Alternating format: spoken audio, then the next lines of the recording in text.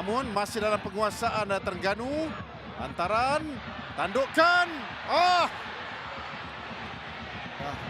Bawah, bahaya ni. Akhirnya satu kesilapan yang akhirnya menghukum pintu gol dan juga penjaga gol. Tapi kesukaran untuk membuat clearance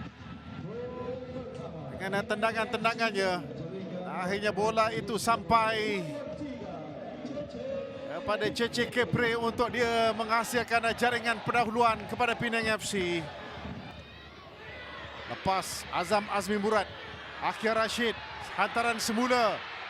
Peluang di sini untuk pasukan Terengganu FC. Tapi sayangnya Alif dapat diatasi. Wenzel Hall dapat ditampan. Dan Kipre sekali lagi untuk gol yang kedua.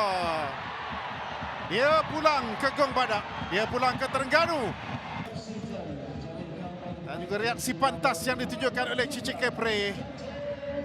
Yang paling awal sekali untuk mendapatkan satu loose ball di hadapan pintu gol pasukan Terengganu FC.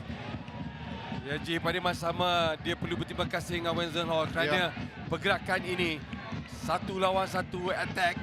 Kemudian dia melakukan rematan. Second ball untuk CC Kipre. Cukup nampak seni sebagai pemain berpengalaman di scoring area. Sikit jauh untuk dikejar oleh Azam Azmi Murad. Wenzel Hall. Namun begitu